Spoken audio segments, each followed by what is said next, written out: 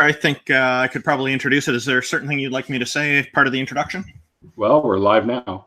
Okay. Well, here we are. We're on Neil's Deconversion Stories video series. I am just thrilled and delighted to have this opportunity to interview Neil for his deconversion story. Because I paid him. For April the 1st. Also kind of a little bit of an April Fool's in the theme of it. We're just switching things around here, I guess. And so Neil, of course, most of you know, he has an interesting history and some unique perspectives to share. Neil, why don't you go ahead and introduce yourself? Hi, I'm Neil. This is my channel, and I usually am the guy doing the interviewing. Basically, you guys know me as Neil the 604 Atheist, or whatever. You know, my last name also is Bernstein, so that should give you some example of a little bit of my religious background, because it's quite the what they call it. It's a German Jew name. So basically, I come from Jewish background, but that's not who I was conceived by. So we'll get into that in a few minutes. Okay, so thank you, Neil. You're heavily involved in heavy metal music, which is sometimes vilified as evil or bad influence by some religious people. What are some of the common attitudes about religion that you find in the heavy metal scene? And I guess with atheism as well. Some of the... Oh, I'm hearing an echo there, but... Oh, let me just mute what I've got going on here.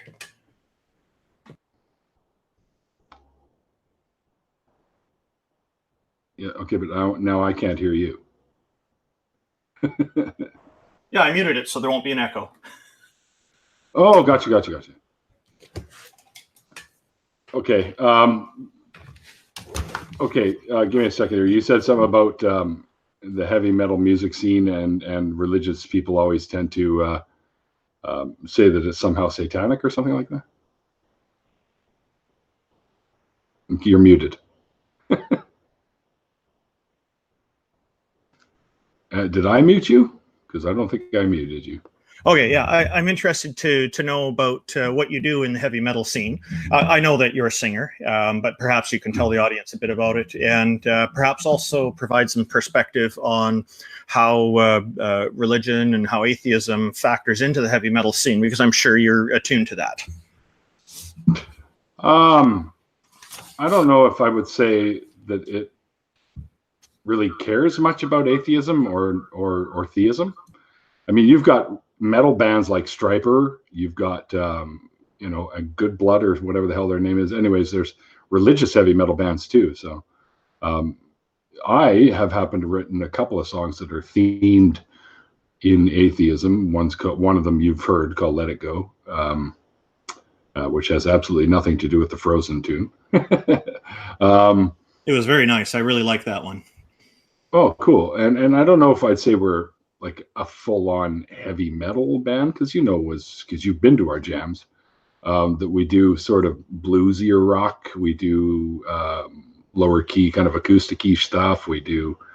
Our stuff's pretty much all over the spectrum, which I think is a way for us to sort of pay homage to all the bands that influenced us when we were younger too, right? So but definitely, I know that a lot of fundamentalists believe that, you know, there was a comedian that talked about this one time, where I think it was Bobcat Goldthwait, where he was talking about how Satan writes all the rock songs or something like that. And he said something like along the lines of, oh yeah, I could just see good old Beelzebub down in the bowels of hell saying to himself, oh, I need a new song. Let's see. We are the world. We are the children. You know, I could just see, yeah, good old devil writing something like that, right? Oh yeah, so, and playing it backwards, right? yeah, and then playing it backwards. Yeah, that whole back masking bullshit was pretty funny. But anyway, other than that, I guess I grew up mainly listening to the harder edged music, but I also had a love for classical music and a lot of blues and jazz too. So And I think that comes through in some of our music. So, how did you end up getting involved in the band in the first place? It's a lot of time people don't really talk about that, so I'm kind of curious. Like, you just had inspiration someday, or somebody's invited you, you tried it out and found it was interesting, or was there something else? Well, I could actually go way back to, I think, when I spent my time in Israel. There was a bunch of musicians that were there in the group that I was there with, Americans and Canadians, kids. And there was a drummer there and a guitar player who also played keyboards. There was another guy there who played bass guitar, and of course myself and one of the other guys could sing. So we threw together kind of a band there and did a couple of performances at the kafar, which is very similar to a kibbutz that we lived at. And I kind of fell in love with the whole performing thing at that point. And then throughout, when I got home from Israel and up into today, I've been in and out of musical acts since then, with all kinds of stuff, a lot of cover band type stuff. And I was in a band called Unglued for a while that we did some cover band stuff. And the current drummer I have now was in that band with me as well. So I think I've been going strong with the music from at least mid-90s to now. So with little bits and pieces in between the 80s from when I was in Israel to that point, but nothing serious. It's like just bullshit garage bands and stuff. I even tried to be a drummer for a punk band once, and that was a disaster. Well, after hearing you and your buddies play, my opinion is that you're better than you think you are. I probably shouldn't say that to you, but so it's. I think if you kept at it, you'd probably be able to release some really nice records. So, well, thanks, dude. I mean, It means a lot when people give me some positive feedback for what we do. Is that I write all the lyrics. All the lyrics are mine. Some of the music comes out of my head as well, although I don't write sheet music or anything. I can barely read it, but I'm all by ear. So, I'll do chords. I'll say, hey, hit the G or the A, and we'll I have an idea for a song in that sort of chord progression. So go from there.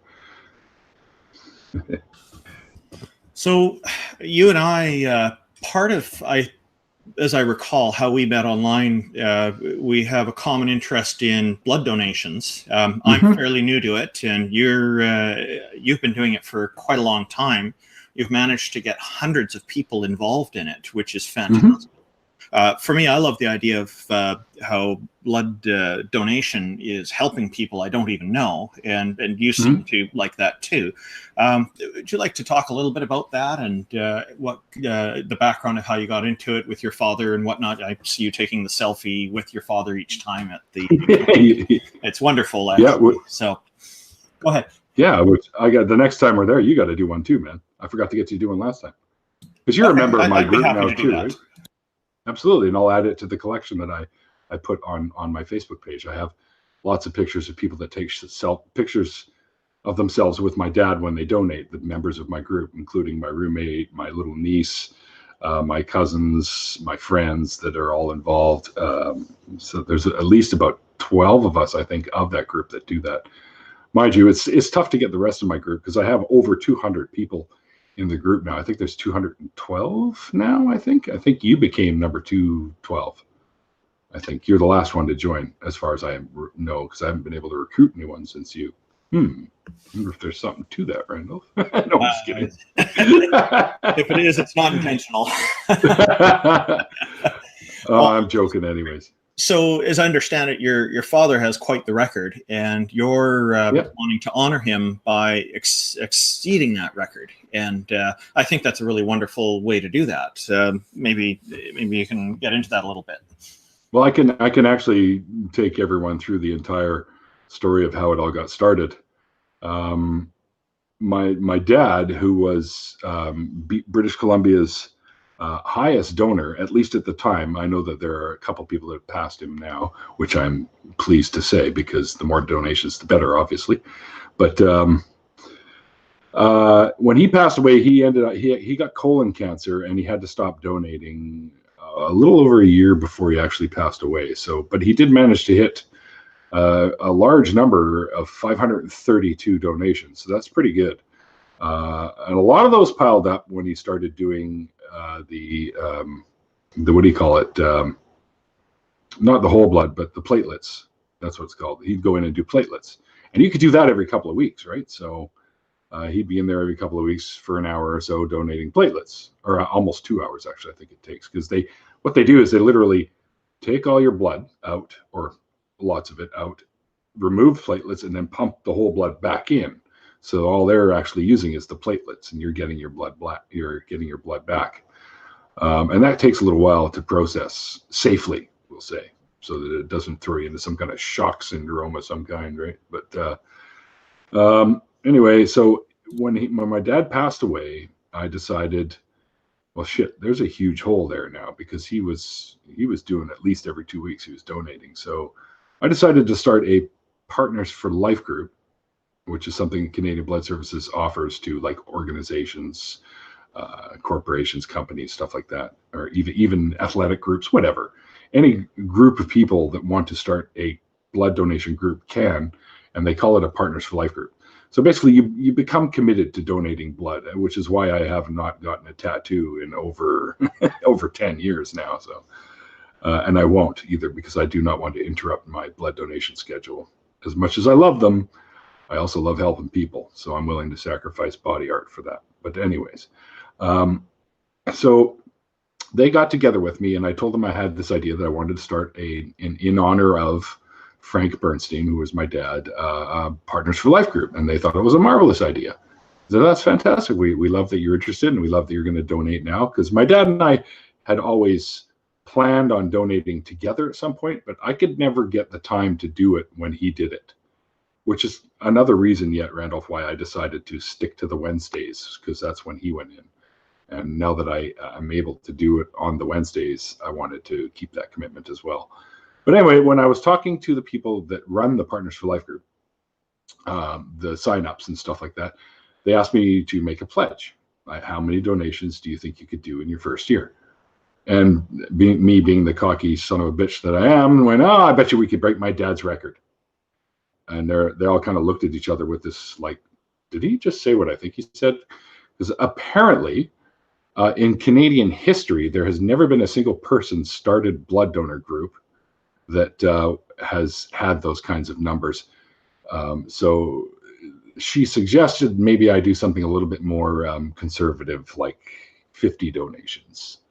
I said, well, I'll tell you what, you can write that down, but I'm telling you right now that I'm going to fucking rip past that number. I'm going to break my dad's record. I will guarantee you this right now. And they all kind of just chuckled to themselves. It was all of them. There was two of them. And they laughed. I said, okay, well, we'll put 50 and we'll see what happens. So after a bit of I was able to go in for my first donation, and I had all the local news people into that I got in contact with the girl from Canadian Blood Services, have them all in there to do some newspaper articles and some filming for, I think it was BCTV Global, and I can't remember who else it was. But anyway, so the Vancouver Sun was there. That's great. The province. All there. It's fantastic. Like the Metro that people read on the SkyTrain, stuff like that. Anyway, so they all came and they did my initial donation, and they all were like, "Hey, so you're doing this for your daddy?" I got interviewed and whatnot, and I said, "Well, listen, I think, excuse me, that this is important. I think saving lives is important, and I want to, carry on my dad's tradition because he's unable to do so now because he's passed on. So someone's got to step up and do this in his place." So they're all pretty impressed with that, and of course all the news got around, and I ended up with over 180. I think we ended up in the first year I had over 180 people in my group, so 181 or 2 I think was the total for the first year, and we ended up hitting 680 something donations. So totally blew my original pledge out of the water. That's just the first year. Wow. That's right. That's awesome. 681. That's excellent. It was unheard of. Yeah. So of course they had the news back, in to talk to me about this achievement because it had never been done in Canadian history. I had a big ass cake saying I broke my record by 1,240%, which is just crazy. So that was pretty cool. And because of that broadcast, I was able to garner at least another 30 odd donors. And some have dropped because they weren't able to continue or whatever the case may be. But I maintain around 220 to 25 donors in my group at any given time, and you being one of them.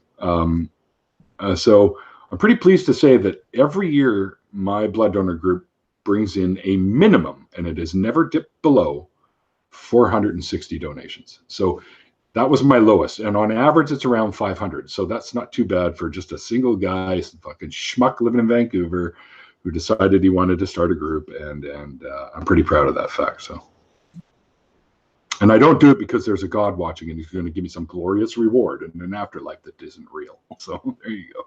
Oh, that's just a lot of really nice, caring people working together to make this happen, because one person's not going to bring in that many donations, obviously. So, no. It's you've managed to make that happen, and you know, I imagine that's probably helped a lot of people too. So that's something to be proud of. Yeah. Well, thanks. Yeah, I am pretty proud of that. Yeah. Well, welcome all the newcomers too, like #Heathen, Mrs. Snarky, Casey Atheist, Doc Fearsome. A lot of people are in there, and Christia Duke. Hello, everyone. Yeah. So welcome to my Inquisition. We'll say. The Inquisition, what a show, the Inquisition. Okay, so I guess maybe we'll just move on to the next point. This is very good. I guess you, in your history also, you were involved in a number of religions through your family's preferences, I guess, mainly. And there's Christianity, there's Judaism, there's Wicca, and was there anything that I've missed?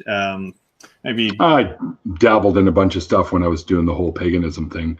Okay. I was never really, I mean, other than spending Christmas at my buddy's place every year and sleeping over, and of course his parents are pretty cool, and they always bought me a little something that I could open up in the mornings, which was fun. And of course, the neighbors on either side of us were also Christian. There weren't too many Jews in our neighborhood because I was raised Jewish.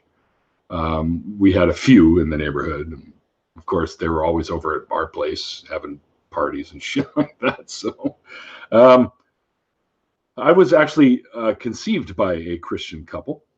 And I'm always pleased to say in the back of a 57 Chevy, by the way. And the reason I find that funny is because my dad that I grew up with, Frank, had a 57 Chevy that he was saving for his firstborn son. So it's kind of a little bit of a synchronicity thing going on there, or coincidental thing. But nothing anyway, to do with country music. Nothing to do with country music. Okay. Well, no, because he lived in Florida at that time when he had that car. And it was the top of the line model with all the, the AC and all that stuff, that whatever it was that they had at the time. It was the factory colors, the teal and white hardtop 2-door, which would have been so fucking badass if he was able to keep it. But unfortunately, when they decided to move up to the Montreal area, my dad's mom told him he needs to sell it because they weren't going to ship it up there. So he ended up selling it. But that's okay. But anyway, so I was born to a Christian couple who were, I think at the time, 15 and 16 years old.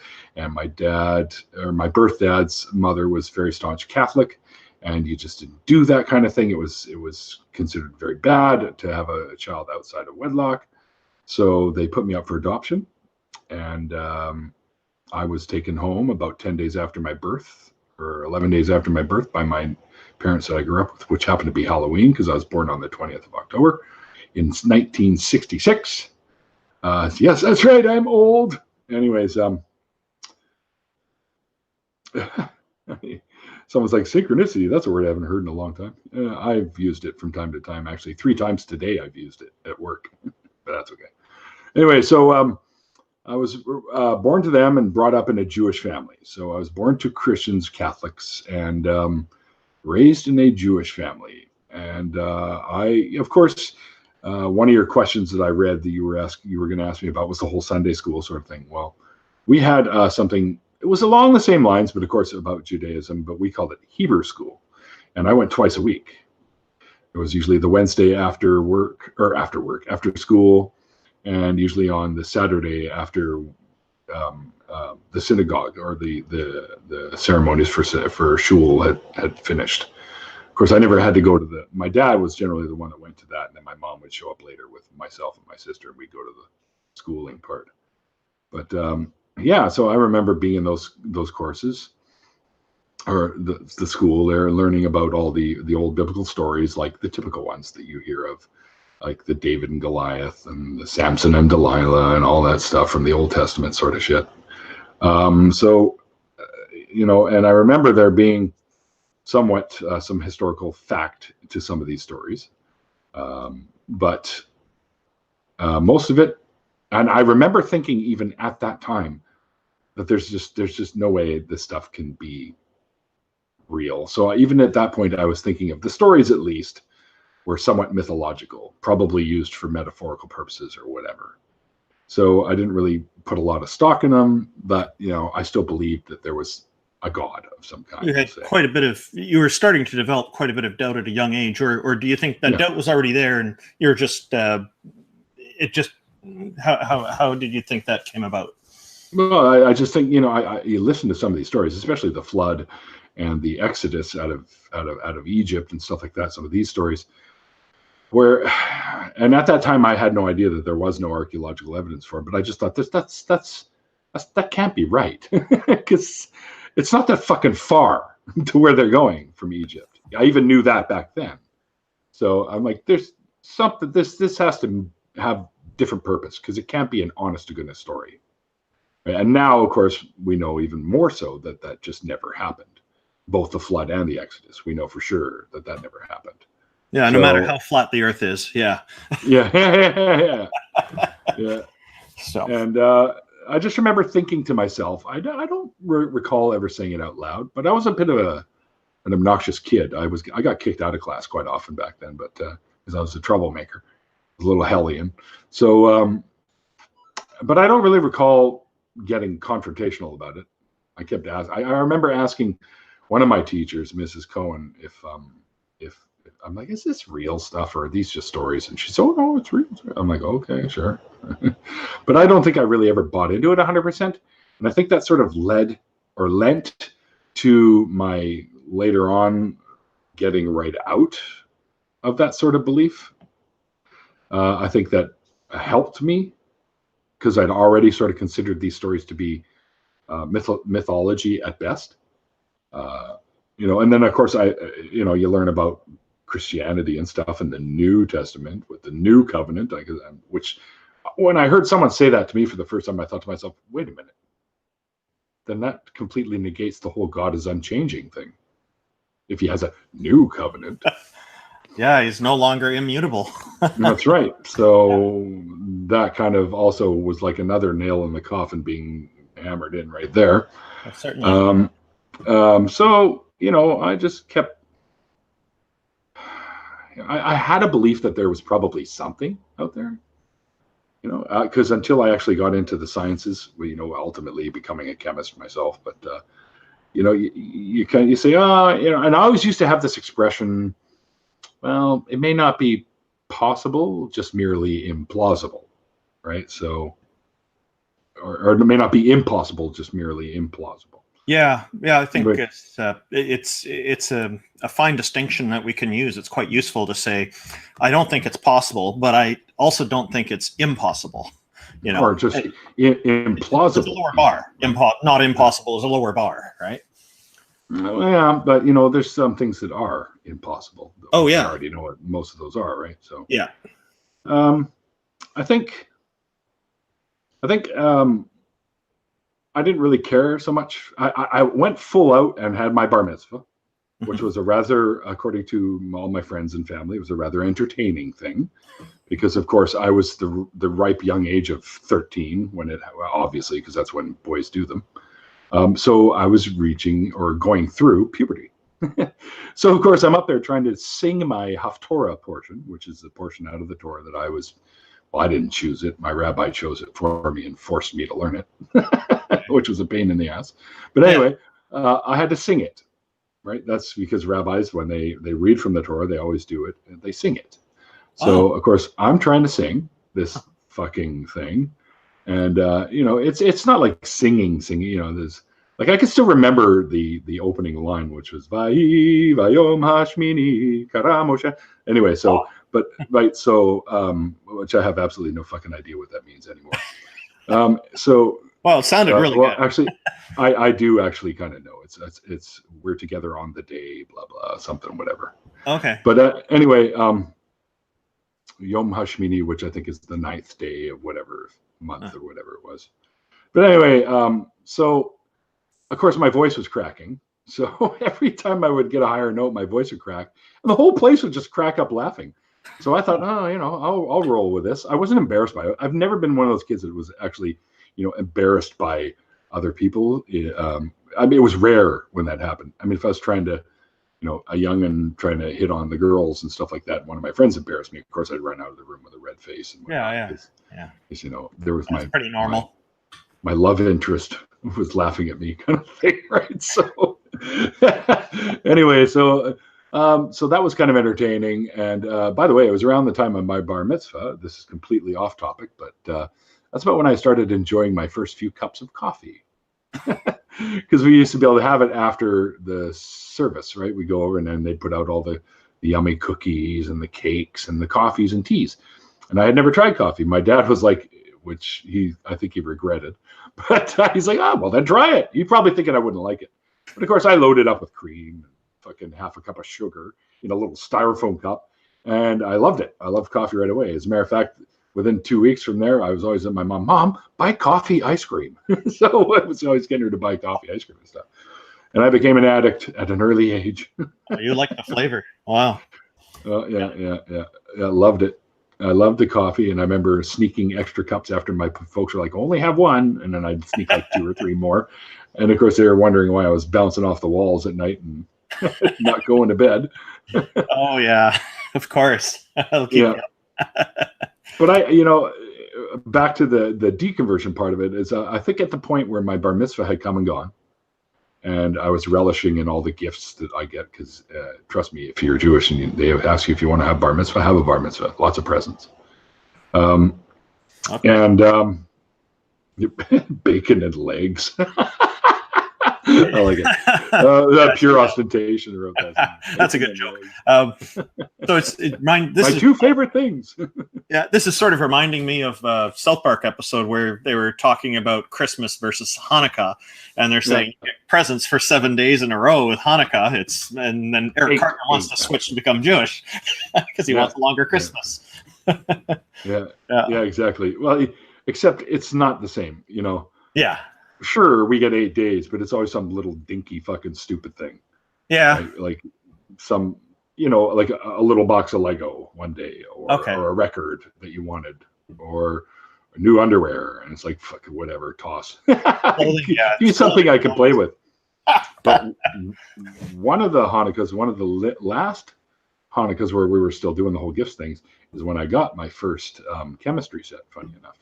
So me upstairs in my room trying to blow the house up, mixing them, which you can't do with these things because they're totally benign chemicals and stuff like that. They're low grade shit. So, but I had fun playing with them. I think I used all of them up within like 3 weeks. And my mom was like, "Well, now you're gonna have to go buy your own." So I'd have to go and do my own. And then I got into art, so I ended up doing art stuff. And anyway, so after I think I was about 16.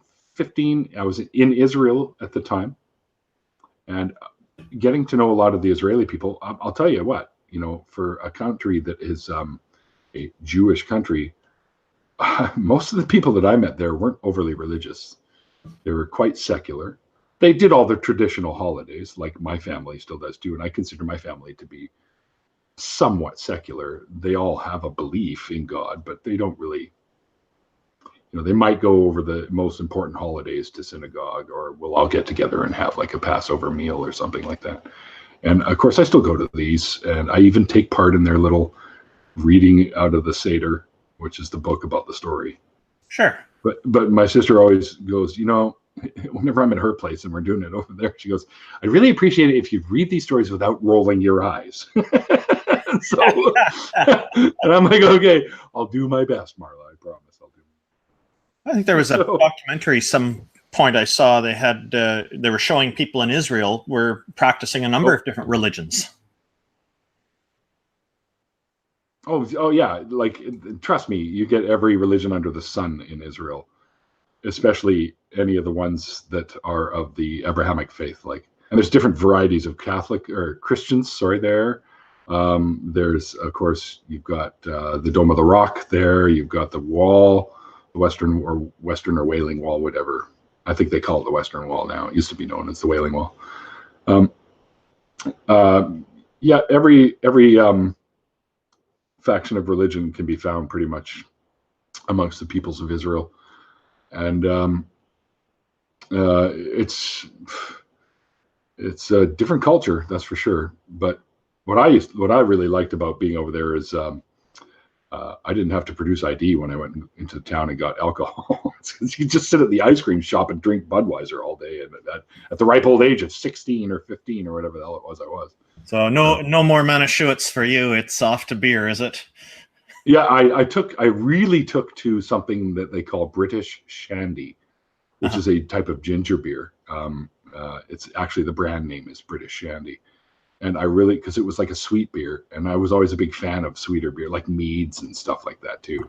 So I would get just fucking shit-faced on that stuff on like a school night. We'd go out and get drunk. Me and my buddies Eitan and Evan and stuff like that would go drink it, and of course our school, the madrich, which means counselor, always says, "Where the fuck are you guys getting the money for this?"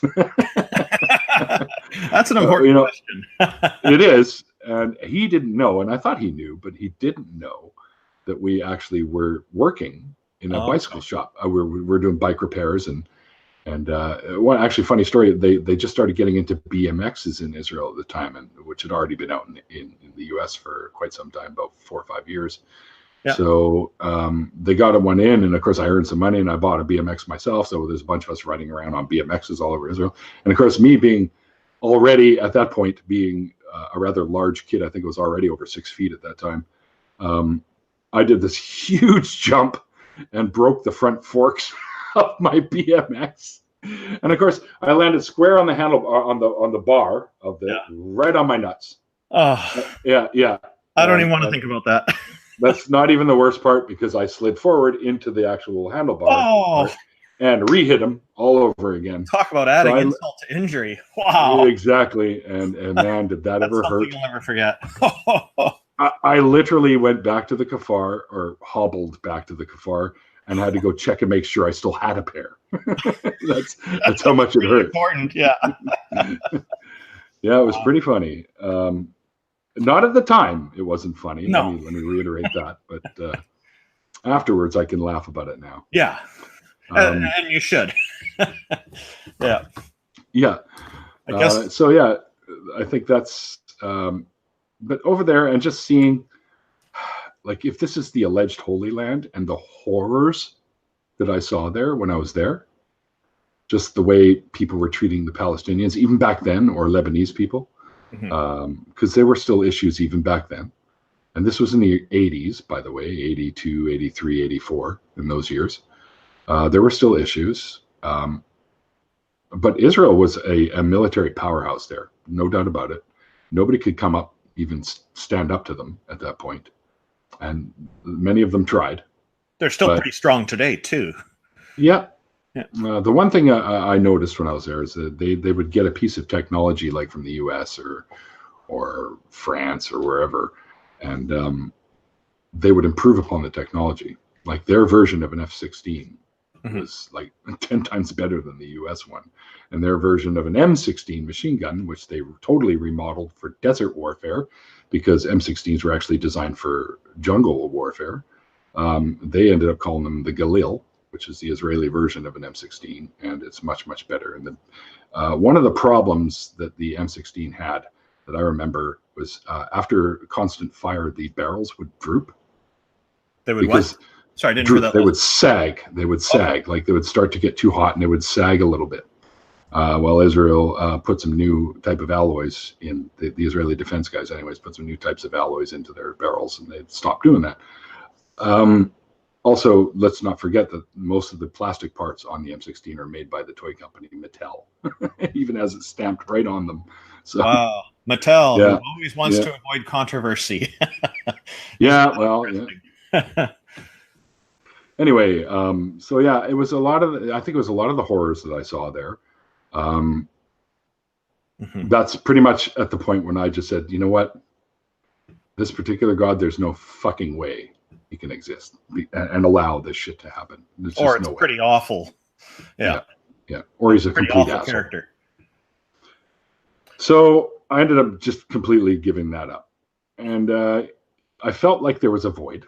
So when I got back to this side of the pond, I got, into some new groups of people that I hang out with. And I started meeting people that were into sort of more different belief systems, we'll say, more esoteric-y type ones. Like they believed in like crystal healing and Wicca and I thought, well, that's kind of interesting. Let's see what this is about. So I was involved with that stuff for a lot of years. I dated a couple of girls that considered themselves to be witches. So I would, play along sort of thing and got involved with that. And then I got into Rosicrucians. I don't know if you know who they are. That's more of an Egyptian thing. No. Rosicrucian movement. Yeah. And LaVeyan Satanism. that one's quite well known. Yeah. Yes. And I used to read stuff by Aleister Crowley, and I actually have his tarot deck, which Snarky already knows. She's seen them. The Thoth deck, which is also the Egyptian god of wisdom and knowledge and stuff, which is actually, when I first got onto the internet and started using a name, other than the ones that I currently use, my original name was Thoth, Thoth, because I was into the whole Egyptian mythology thing at the time. So yeah, I basically dabbled around in paganism for years and years. I remember trying some spells that just never came to fruition. I think I've spoken about these before. The one that I really remembered was the whole, because I was having a rough financial time, we'll say, at the time. And I need a little help. And I thought, well, all right, let's try a money spell. So I looked up a few different ones. And I checked out one of my natural magic books, whatever the fuck that means now. But anyways, and they had, so you get a ceramic bowl. Okay, it has to be ceramic. So I made sure of that. And you fill it so that it's about an inch away from the top, give or take. And you put a silver dollar, which I just happen to have. Canadian, one of those old ones with the goose on it. Yeah. 67, I think. Anyway, and I put that in there. And then you take it outside at midnight, and you have to catch the full moon over top of the silver dollar. So if you catch the reflection and you hold it there and say your incantation bullshit or whatever, and you say it like 3 times, everything was always 3 this and 3 that. They even used to have expressions like, whatever you send out comes back times 3. No, it fucking doesn't. Shut your face. Anyway, so so I tried that, and of course, to no avail. Nothing happened. Nobody was calling me up saying, hey, you won Publishers Clearinghouse and all that shit. But anyway, so I ended up having to sell my VCR and something else to a couple of movies or something, just to make up the money I was missing for rent at the time. Screw eating. I'd just go over to my mom's place and raid her fridge.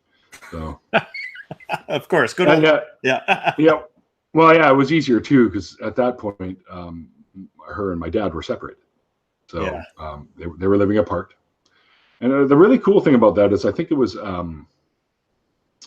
after my sister got married, and my mom and dad had to, of course, be there together-ish for appearances, whatnot, and so they were sitting together and whatnot as the mother and father of the bride, kind of thing. And all night, people kept saying, "Oh, you guys, it's been so long since we've seen you together. You look so good together." Anyways, they renewed their vows. They decided to get back together, and I had the pleasure of being my dad's best man for that. Very nice. So that was pretty cool. Yeah, and that really meant a lot to me. And that's Frank, right? Yeah. That was Frank. Okay. Yes. My dad and I hadn't, for many years, had not seen eye to eye. As a matter of fact, we didn't speak to each other, I think, about 4 or 5 years. Okay. Just because of a falling out, because of something that my sister and I were discussing that he decided to butt his nose into. And it's just kind of my sister and I had a party over at my mom's place, and a couple of my buddies were over there, and they were pretty shit-faced. Oh, wow. And one of them was in the bathroom, and he had brought in, for whatever reason, he brought in a bag of chips with him into the bathroom. And I guess in his drunken stupor, he had picked up this thing on the counter that looked like chip dip, except it was not chip dip. It was some sort of a chunky, pasty thing that women put on their faces to soften the skin, etc. And he was like, and he tried a couple of bits of this stuff, and of course he like threw it down on the ground, and my sister thought that somebody had stolen it, and I said, no, you'll find it over in the bathroom, probably in the trash can. And of course my dad came in because he heard that one of my friends had stolen something, so he was going to come and give me some discipline. And at that point, I was already pretty much almost twice his size. So he didn't have a problem manhandling me back in the day. But then he came in to attempt to do that again, and I literally grabbed him by the scruff of the neck and lifted him up onto the wall. His feet were off the ground. Wow. And I said, that's the last time you're going to do anything even remotely close to me, to me, my old man. He literally kicked me out at that moment. So that's a common reaction to that. Yeah. Right. It happens a lot. The classic father-son confrontation. It's not uncommon. Yeah. And of course, I'm a perfect example of that. But about 4 or 5 years later, he knew by then what had actually happened and was pretty apologetic to me. So a decent guy. Yeah. Yeah. And I said, you know what? Bygones, man. It was like 4 years ago. Yeah. By the way, I need to come and stay at your place again because I got kicked out of the other place I live at now. He's like, yeah. He's like, come on back. I'll even give you the first 2 months rent free, yada, yada. So I guess that was his way of reparations or something. But it was me, the one that was holding him up on the wall, right? Yeah. I tell you, man. Happy to have you back in his life, obviously. And yeah, exactly. And likewise for you. Yeah. Yeah, of course. I mean, it's weird because I regretted that it had to happen. And of course, at the same time, I still remember seeing the look on his face when I did that, because he was not expecting it. He thought, I guess in his mind, he still had the upper hand. But I was a big kid at that time, and I wasn't having it anymore, right? Yeah. And I remember being pleased as punch with myself about it. Hey, I finally stood up to the old man, that kind of thing, right? But of course, there's always the undertone of regret with that as well, because he is my dad, and I didn't. You got both sides of that, and that's important. So yeah, it's good that you saw both sides of it. Yeah. Yeah, I wasn't out to injure or hurt him or anything, just to sort of keep him in his place, sort of thing. Like this isn't going to work anymore. I'm not your punching bag anymore, because there was a couple of times when he just beat the crap out of me because I was a pretty rotten kid. Let's put it that way. Not that it warranted being beaten the crap out of, but and in those times were very different. Yeah, it's different now. It's a much different expectation on parents nowadays than before. So, yeah. Well, there was one particular time when my sister and my mother were watching him do this, and they were both in tears because they thought he was literally going to kill me. So, yeah, that was probably the harshest thing. And I never really brought that up with him after that. I also knew that there were, and I'm not saying this to excuse what he did by any stretch, because what he did wasn't cool and it wasn't right. But I'm willing to forgive, obviously. But I knew that there was a lot of underlying bullshit that he was going through with his family too, that probably led to this explosion, especially with his brother and his mother, right? His sister, my Aunt Marlene, it was always in his corner.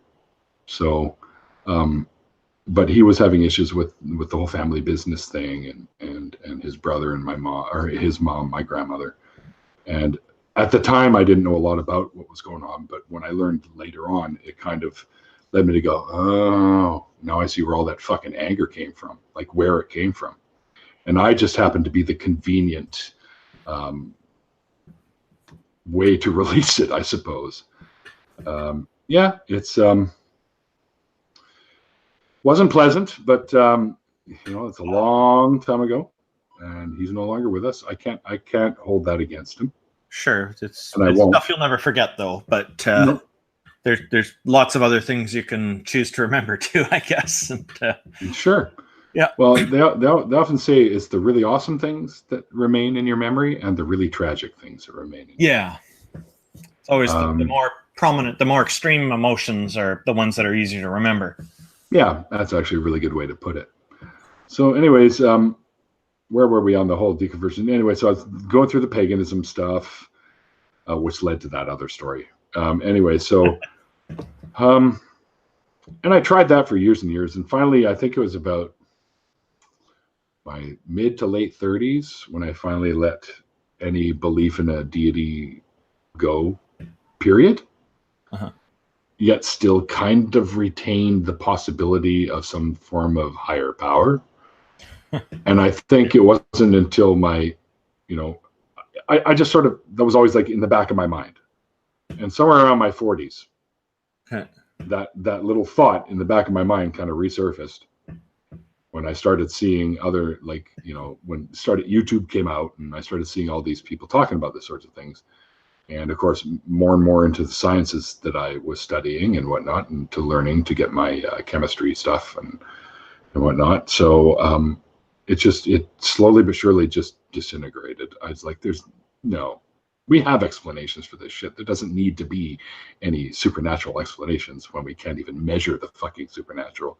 So how can anyone say that there is? Even if we don't have an explanation, that's okay too. And that's sure, unsettling for a lot of people. Yeah, it is. It is. It's almost like humans just don't want to not have an answer. Yeah. Right. And we've gotten to the point where we'll just make shit up to fill in the gaps, which hence leads to the God of the gaps fallacy type stuff. But we're not pleased until we can have an answer for anything that we experience, right? And sometimes some of these experiences are created right here. and many of them can be and have been recreated in laboratory settings. The feeling that someone's watching, the voices you're hearing in your head, all sorts of things have been recreated in the lab, right? And you don't always paralysis, and you don't always need drugs for that.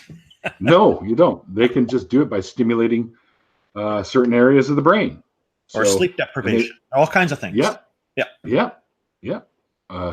They say the average person hallucinates 4 to 5 times a day, and that could be visual.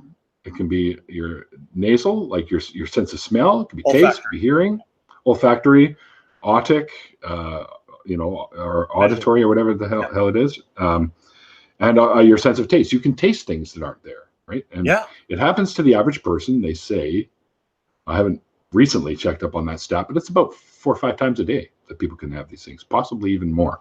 So, and we don't even realize it. Like when you're walking to go.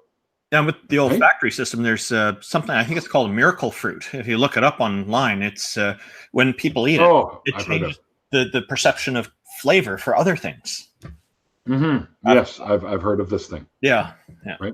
Which again, even though it's caused by something, it's a residual hallucination because of the fruit, right? So, our minds are extremely, extremely easy to tease and fuck with. We do it to ourselves daily, people. Oh yeah. So keeps life interesting. Yeah. I mean, for sure. And that's one of the hardest things to sort of get through the minds of believers, is that everything that they've experienced may not be what they think it is. So speaking of these kinds of feelings that people have that are kind of made up, when you were doing these different religions, did you have certain aspects of them that you really enjoyed, or were there certain experiences that you think you had and whatnot that were part of all that you can remember?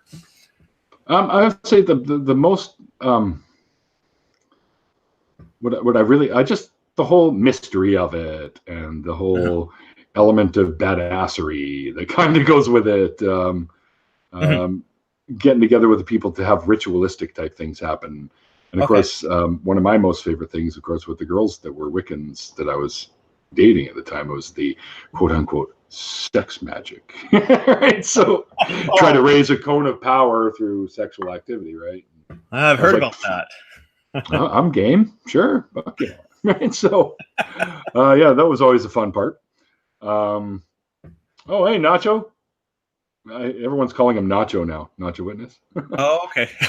Yeah, that just sort of happened very fairly recently. Going on, Nacho. Anyway, so he's the I think it was just the fun of it all. Like, it was so different from organized religion because it was sort of like whatever. You could do whatever. And I even got into a little bit into Druidism for a little while there, and just because I like the whole idea behind it, nature, one with nature. Do a lot of the Wiccans like to do a lot of things out in the middle of the forest, out in nature, or is it different that way? I've heard some people say this. Yeah, many of them do. For the most of the ones that I was involved with, most of the stuff was just done at home or in the backyard, or once I think twice we went out into Pacific Spirit Park over by UBC. Up in UBC. Aptly named forest, which we thought was the coolest thing ever at the time. But we'd heard stories. Insects Are Cool likes the idea of Druidism too. Yeah, there's a lot of some of the core beliefs of Druidism are pretty usable outside of nonsensical beliefs. So so we thought that was kind of cool. Pacific Spirit Park, which is actually more to do with the native legends, the First Nations legends from the area than actual spirits that we would try to conjure up on Ouija boards and shit like that. Right? They may not be compatible. Oh, there goes my alarm. Oh, my 5 o'clock alarm in case I fall asleep watching TV during the week. I did want to get into finding out from you, because that sounds like a fantastic memory. I'm wondering what were some of the more difficult things that you ran into when you left religion? Did you get pressure from family and friends or the community, or run into anything like that? I know some people run into that pretty harshly. I don't know what your circumstance was. Before I answer that question, there's something I just want to make mention here. Yes, apparently, Clade Starfish has been to Vancouver because they mentioned Wreck Beach. Oh yeah. And unless you're from the area, not too many people know what Wreck Beach. Mind you, it's got a bit of a reputation now. Well, I can tell you about this. We brought our kids out for a walk in UBC, and the sign was being repaired, so it was covered up. We didn't know where we were going. We went down about 500 steps, and wow, the beach just full of naked people. So we went back up the stairs. It was an interesting, and then we realized where we were once we got to the bottom. Oops. So, yeah. Mr. Snarky's going on about dudism. Dudism's awesome. If I had to actually pick some sort of a religion, it would be dudism for sure. Somebody's saying about druids. Yeah. Wreck Beach. I had been to Wreck Beach many times. My dad and mom used to love to go there when we were little. And up into my teenage years, when we used to, instead of climbing down those fucking steps every time, my dad was like, well, I have a boat. Let's just drive up to the shore and throw the anchor down and go from the boat to the shore. That's a lot of steps. Doing. Yeah, it is. But if you can walk it every day, you'll probably be very fit. Yeah, not now. There's no bloody way in hell I'm walking up and down those steps now. I don't blame you. But for me, Wreck Beach is a fine memory, but that's about it. So yeah, I mean, I basically community and family. Yeah. Yes, I was just getting to that. I think that my deconversion was at such a paced, like it was step by step by step by step. It was a gradual thing. major religion to sub-religions to sub-religions to whatever woo-y beliefs, like crystal healing, that kind of crap. It was so gradual that eventually my parents knew that I wasn't much of a believer for quite some time.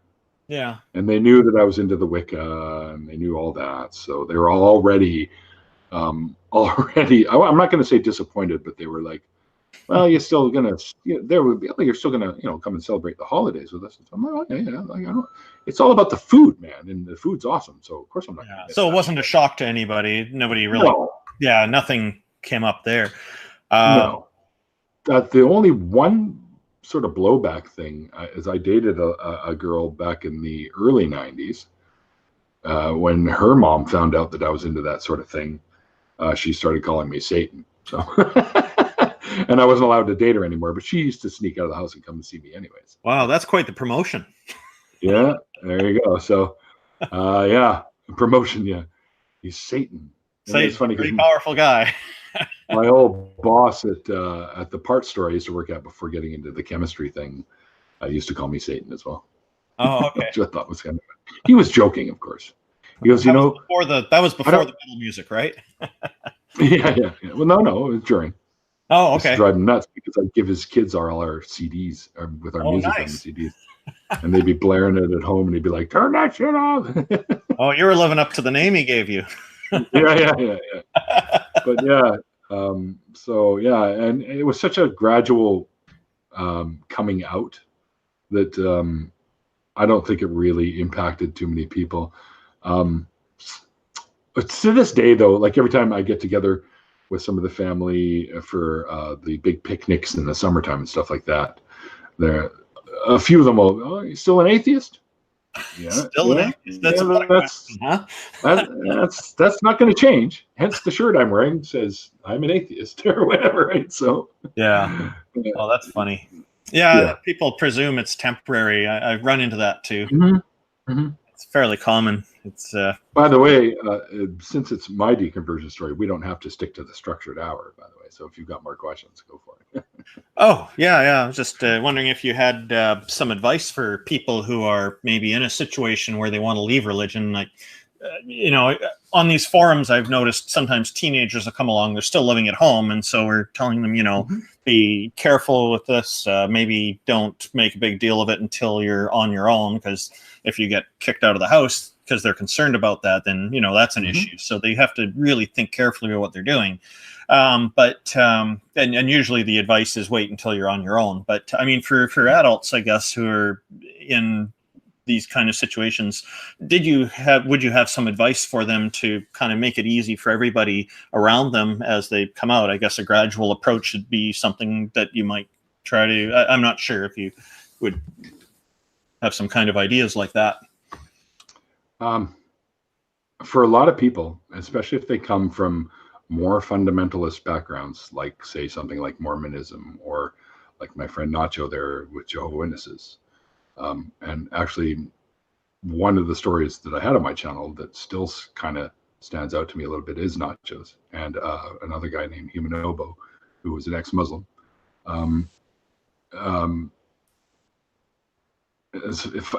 Correct me if I'm wrong, Nacho, but your family still doesn't know that you don't believe anymore. It's tough. There's a lot of people that are stuck in these situations where they would literally, and they're dependent on their family currently for whatever situation, for whatever reason, the situation makes it that way. It's tough to come out to your family, especially when they're deep believers like that, and it can be very difficult to let them know. So I always tell them, listen, if you've got a family that's like that, if you know that your family's not going to have it's not going to be like, what kind of thing, then go for it. You'll find it very liberating. You'll be free from this.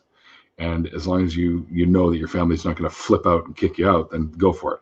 But if there's anything that is going to somehow backlash on you that could bring harm to you or ostracize you at a time when you probably wouldn't need it, then hold off until you feel that it's safe for you to do so, whatever the situation might be. And everyone's going to have their own reasons for doing it and their own reasons for not doing it.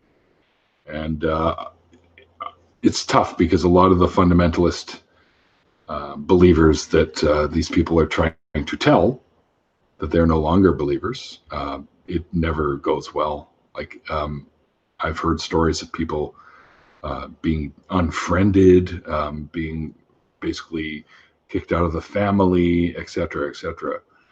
I've heard quite a few stories through these deconversion stories, and that's one of the reasons why I feel these kinds of stories need to be heard, because as we're talking about these situations, especially ones like that where it can be pretty harsh. I mean, in some situations, people can even be killed for being apostates, even though, from what I understand, in Islam, anyways, there are no commandments in the actual Quran itself to say kill apostates. That's all within the hadiths and stuff. So, actually, there is under Quran 489. They have an edict to kill anybody who doesn't believe. So it is actually. Are you sure it's anyone who doesn't believe, or someone who leaves? Anybody who's if they've left the religion, then they should be killed.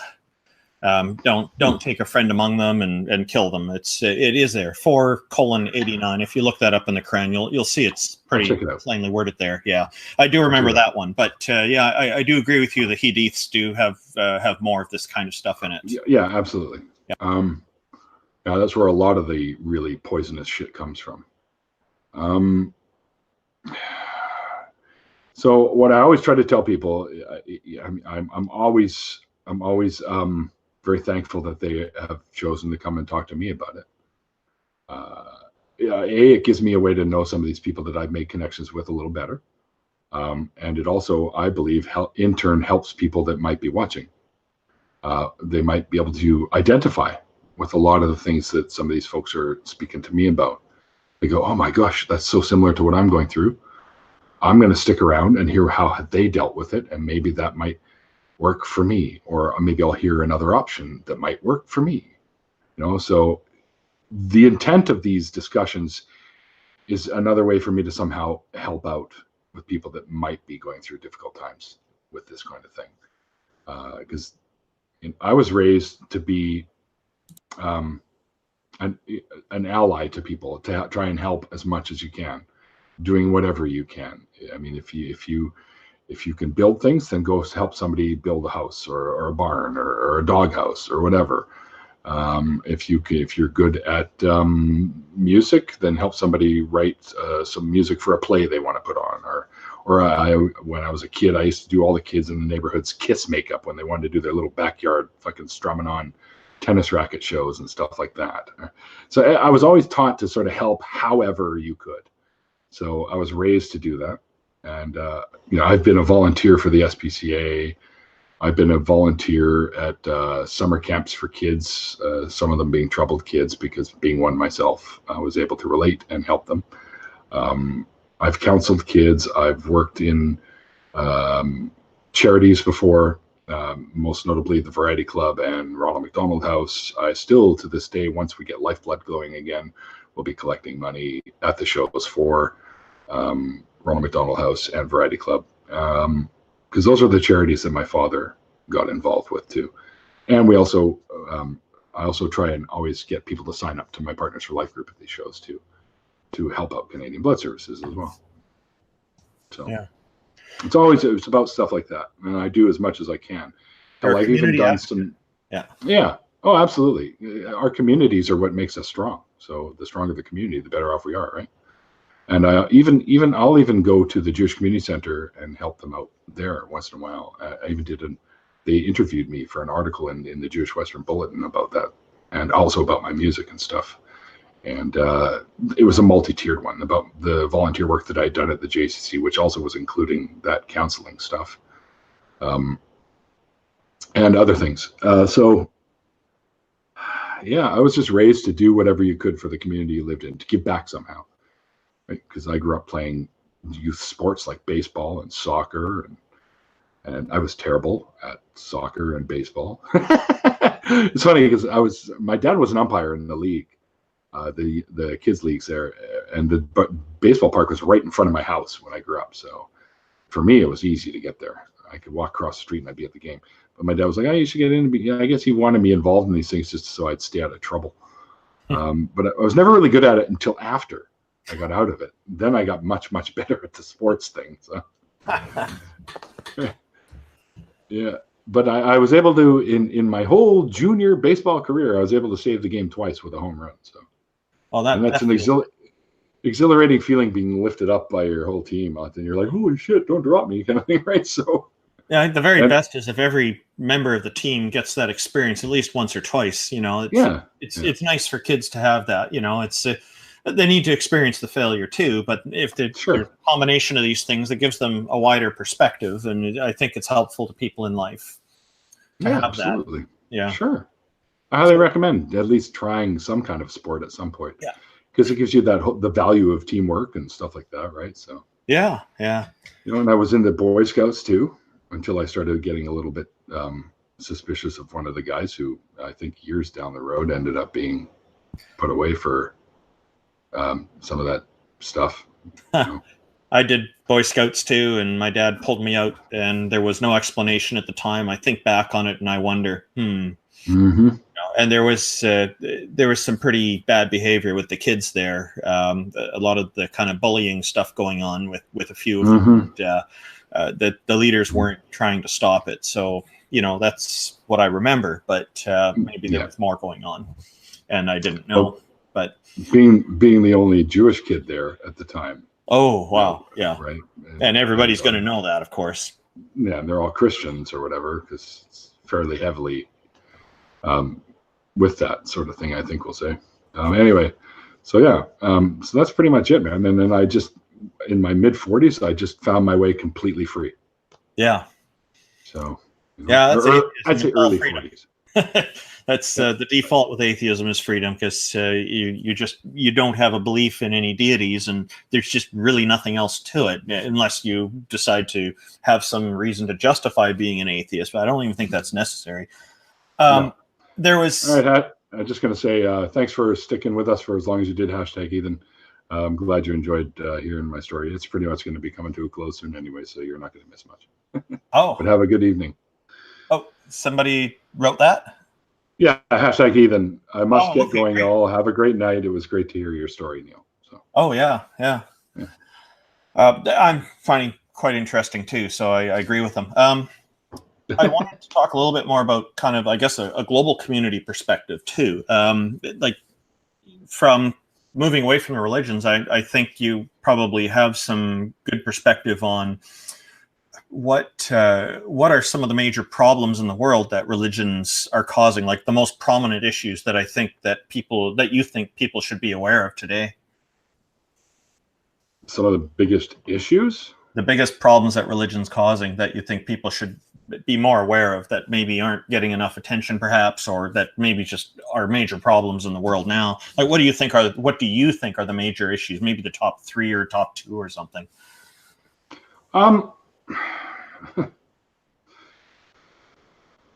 I think my biggest concern with religion is what's been going on more and more lately, it seems, is them trying to break down that wall between church and state. Okay. So that they can get into positions of power to start legislating the way they think is morally superior and taking away basic rights of other human beings that don't quite see things the way they do. And I think that that's a problem. I think once that starts to happen, there's going to be a lot of big problems. So I always encourage people to continue to advocate for a church and state or religion and government remain separate. I used to have a bumper sticker that says, "The last time religion and government got together, people were burned at the stake." So, yeah, it's quite a salient point that one makes. Right. Yeah. And I think that's religion.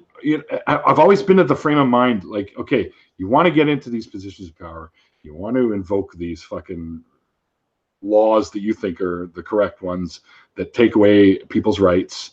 And I'm going to tell you right fucking now, go fuck yourself until you can even demonstrate that this being that gave these laws to you is even a real thing. You don't get to start legislating how people live and what they can and can't do based on utter nonsense. So fuck you. Prove that all this shit that you believe in is real, and then maybe we'll talk about you getting into a position of power like that. And I think that's the right response. Some people may think that's harsh, but it sounds harsh. Taking away people's rights is even worse. Yeah, based on bullshit. Yeah. Well, it doesn't matter what it's based on. Taking away people's rights is a problem, but when it's based on a belief that's unsubstantiated, yes, it makes it even worse. Yes. Yeah. 100% agree with you. So yeah, even if it's real, it's still BS. Yeah, right, Clade. Yeah, he's not one to worship, especially if it's real, because look at his fucking track record. So maybe we'll turn the tables around to a happy thing. If you had hypothetically were granted some magic power to be completely all-powerful, omnipotent, you could do anything. What are the, say, top 5 things you would change in the world or in the universe? I think number 1, I would go back to the beginning. Beginning of humanity. Okay. And sort of if I could somehow get in there and make them think more scientifically rather than supernaturally about things, that I might be able to put a stop before it's even born to religion, or religious beliefs. I mean, to have burial rituals and stuff like that isn't a big deal. Yeah. It's a way to send off your loved ones or people in your tribes or whatever. Yeah. And I don't really have that big a deal with that. But if I had the ability to go back, I would somehow let them have the knowledge of scientific ways of thinking of things rather than supernatural ways of thinking of things, and try and put a kibosh. Because I mean, if I was the omnipotent one and I saw what would have eventually happened in our timeline, we'll say, I'd be like, what are you fucking people doing? Because what the hell is wrong with you? So I would try and maybe somehow instill a more skeptical minds into our ancestors to think a little bit more scientifically rather than supernaturally. That definitely. And of course, I'd always also, if I was omnipotent, then I would, I could do all kinds of things. Yeah. We won't go into that. Okay. You have some fun on your own. I'm thinking back to my teenage years. What would I do if I was invisible? Oh yeah, those were good times. Yeah. We don't need There's to some dig bad too times much there, into but mostly that. good times. Yeah. Hopefully, lessons learned. All right. Yeah. I think that would be the biggest thing I would do if I could alter the way our ancient human ancestors thought about things so that it never led to a religious belief type system. I would do that for sure. Yeah, make people more inclined to have a more skeptical viewpoint on things, more critical thinking, making it more innate then. Yeah, exactly. And let's not bullshit each other here. Humans are always going to find reasons to kill each other. I mean, we've been using the stupidest fucking reasons as excuses to do so for how many centuries? So if I was able to, that might be another thing I could try and tweak, is this tribalistic instinct, the we're better than them and they deserve to die kind of thing. Then I might be able to kind of tweak that as well if I had that kind of power. Yeah, make people more humanistic. Yeah, these sound good because it doesn't sound like you're making them follow a certain groove. It's just making them more inclined toward a certain kind of skeptical way of thinking, and that's good. And a better lifestyle. Yeah. Let's face it, the better we are at making our surroundings better, right? It's going to benefit everyone. So I want to do what's good for my community, so that those people are like, yeah, I like what he's doing. I'm going to do similar things, and it just grows exponentially. And then you've got a bunch of people doing awesome things for their local communities, and it just makes the world a better place to be in, if you ask me. Yeah. People looking out for each other, people helping each other, people, doing better things for their just life in general is going to be better if people did that. More people did that. Yeah, we've got this whole reward system set up in our brains that makes us feel rewarded for doing something good. We should take advantage of that. Well, I recently did a post on Twitter. Doing things to help one another shouldn't be a business. It should be an act of kindness. Like, don't do things and expect something in return, which I've always been of that camp, by the way. I've always done things and people, can I give you, like, I returned a wallet that I found in the middle of the street that still had $380 in it. Yeah. And I'll be honest with you, at the time, I literally thought for a brief second, fuck, I could use that cash. Yeah. And then, of course, my usual brain kicked in and went, dude, no. You'll figure out that. You always do. Get this back to its owner. And I brought it back there, and she didn't even want to come down onto the street and see me. I mean, I know I look intimidating. I'm not going to lie. It doesn't work in my favor sometimes. But I was like, listen, I found your wallet. I opened it up. I said, all the money's still there. It's all here, and I'd like to return this to you because I'm sure you want this back. She's like, oh, wow, that's fantastic. And then she's like, just throw it up onto the balcony for me. And I'm like, you could come down, I'll hand it right to you. What if the money, I'm like, okay. Yeah. And I threw it up there and she went, okay, great. And then she didn't even say thank you. Yeah, yeah. And she ran into the house and I just went, well, whatever. I still did the right thing and I left. Yeah, some people are very, very afraid of society because I guess they've heard a lot of things. There's a claim I've encountered online a few times that it's about time for atheists to take responsibility for other atheists being bad actors and picking on them and things like that. And why do they think this? Yeah, they want to limit people somehow on how they communicate, right? And they don't like it. They don't like that people are ridiculing their religion or things like that. Too fucking bad. I'm wondering what your thoughts are on that expectation, where it might come from, but you're asking questions, so you're probably just as curious about it as I am. First of all, what does that even fucking mean?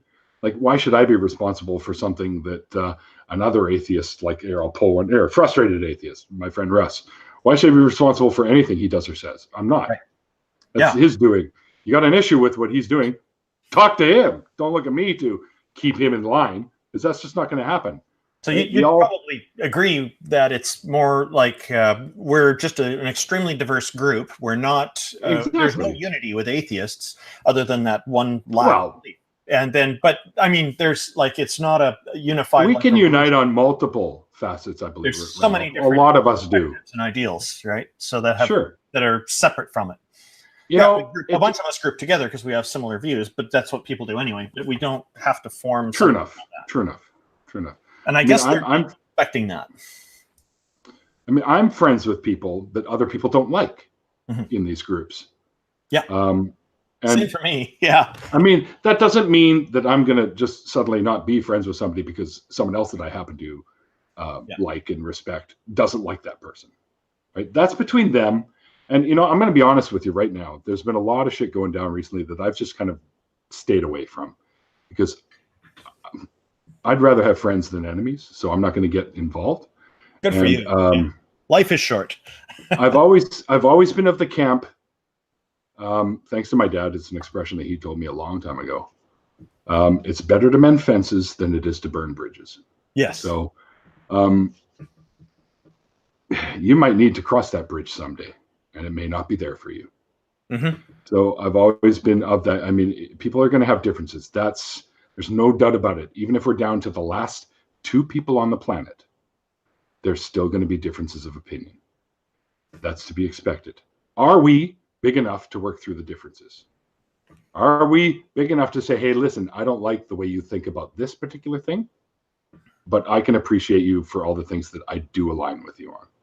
So that's what I'm going to focus on when I'm having a discussion with you. If we can both agree to leave the things that we don't agree on out of the discussion. Yeah, sure. And I find I've noticed a lot of, and maybe you experienced this with the religions you're in. I noticed people will say they'll only marry another person following the same religion or things like that. And they'll pick their friends And if they find out one of their friends isn't in the same religion, they'll excommunicate them from their circle of friends. They're burning bridges. It seems to me that there's this underlying kind of aspect of religion that divides people into conformists and nonconformists. And I guess it's not just religion. Yeah, you kind of experienced that with the ones you were in, I guess. I've been in and out of different types of ideologies, and it's the same everywhere you go. Just because we have the same beliefs or ideals, or ideas, not so much ideals, but ideas, doesn't mean we're all going to get along all the time. Yeah. You're not going to please 100% of the people 100% of the time, and I never strive to. I just try to be the best example of who I can be, as much as I can be. And I try to be somewhat influential, if I can, to inspire other people to think that way too, or to behave that way. Like, listen, man, you're going to find that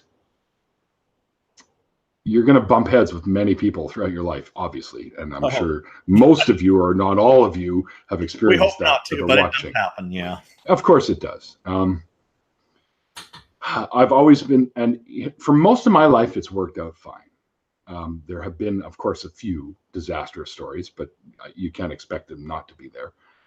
Just try to, if you really feel that this is it, that you can't mend whatever your differences are, then nothing I can do about that. Yeah. And there's nothing that they can do about that. But the effort has to be there initially before it crumbles or degrades into that type of a position. Like I said before, I'd much rather have a room full of friends than a room full of enemies, you know what I mean? So, yeah. I'd rather be inviting people over for a barbecue than telling them that they can't come over because I don't agree with them on something. So, but that's just me. I'm pretty easygoing. That whole dudism thing kind of, I guess, is right there with that. Like, whoa, dude, fuck, chill. Yep. Let's shelf this shit for now. Let's have a couple of beers and we'll bring it up later and see if we can come to some kind of an agreement. Yeah, a lot of times people need to sleep on it. Yeah. And speaking of people having differences, do you have, are there some debaters, famous debaters who you particularly enjoyed, who you particularly liked or have respect for? The list is fairly big, actually. What are, say, the top 5 then? This should be easy. Top 5. Or 6 or 7. I would say, we don't have to count it perfectly here. Number 1 for me, one of the first that I came across on YouTube is Christopher Hitchens. Me too. The way he would speak, I was sitting back watching his stuff, and I was just like, wow. Yeah. It's like he's like a fucking puppet master. He just had me mesmerized when he would speak. He passed away way too early. Indeed, he did. Yeah. Indeed, he did. Another one would be that I took to right away, and believe it or not, it wasn't so much for the debate skills; it was more for the hair. Would be Aaron Rahl. Yeah, I figured way up high on that list for you. Well, for sure. I mean, the dude has, for somebody that doesn't really have like a degree, so to speak, he has so knowledgeable in the field of evolution and phylogeny, taxonomy, all that stuff. It's all interconnected anyways, but he has such knowledge in that. Well, he's a heck of a nice guy. I met him in person when he went here a few years ago visiting the BC Humanists. I'm a member there too. And I gave him a ride back to his hotel from Vancouver here to Richmond. And we're just having a very nice chat in the vehicle. His wife was with him too. So the 3 of us all had a very nice chat on the way back, and just real down to earth, real nice guy. I have nothing but good to say about him. He even gave me some tips for video production and things like that. And you're right. He's very knowledgeable and just real interesting. Exactly. And I was able to be in one of his Patreon hangouts and oh, that's great. Which is like that's one thing off my bucket list. Now it's to meet him in person, and I'm hoping that I do when I'm in Texas. So I do plan on at least trying to meet all the guys that I have some respect for. I would say Matt Dillahunty is another one that I have a huge amount of respect for, the way he handles himself. Oh yeah. But for him, it's almost like a gimme because he's done so much biblical study that he knows the shit inside and out. he can snap at those points. I wish I had that capability to do that. I mean, I'm not. He's got a real too advantage. Bad. Yeah. Yeah. Well, he was. He knows it studying far to be better a than I minister. He was studying to be a minister, right? Yes. Yeah. And I would say I've seen. Now we'll go on to some, not so much religion end of it, but more the scientific side of it. I've seen Sean Carroll do some debates. He's a smart guy. And very, very much enjoy him. Yeah. And also Lawrence Krauss was another one that I've seen him talking debates, or even Richard Dawkins too. I mean, there's so many names, dude, like Sam Harris. Yeah. There's so many that I could bring up that I have respect for. Peter Boghossian. For the way they handle these types of things. And I've learned bits and pieces off of each and every one of them. Lawrence Krauss, at one of the presentations, they wanted to separate the men and the women. And so he walked off the stage. He said, I'm not going to participate in this if you're going to be separating men from women. And then they tried to plead with him to get him back, and he just refused to budge on that point. So then they got rid of the segregation, and he came back. I thought, good for him. I have total respect for him for that. Yeah, I remember that, actually. Yeah. I remember that. And I was pretty much saying, I was like, Yeah. Right? Good for you, buddy. Good for you. And one of the things that he said that always sort of stuck with me, you're in a restaurant. You're choking. You have two options. I can come and do Heimlich maneuver or whatever the fuck maneuver they're using these days to clear your airways, or I can pray for you. Pick one. Yeah. Right? And I'm sure even if the most fundamentalist religious person is going to go, please come and help me. Which I think underlines that, that who knows? I could be way off on this, but I think that to me speaks volumes that, okay, do you really believe what you believe? If you're not willing to take the prayer option? Yeah, it really brings up the question of genuine commitment. This question I have for you is it's asking for two perspectives. Okay. I'm wondering, where do you think the world will probably be 150 years from now, and where do you hope it will be? 150 years, that's a lot of time. Roughly, just a general idea. Like, do you think we're going in the right direction, or? Well, it depends on that is a loaded. That's a big question.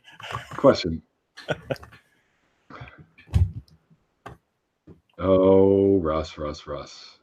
Russ says I'm a commie spying. Yeah, I'm looking at that. I'm thinking those are like fighting words. No, I don't care. Russ has always made fun of me with stuff like that. He thinks I'm too much. Says I'm too nice. That may be, but I'm not going to change. Or if you want, we can go to another question and come back to that. No.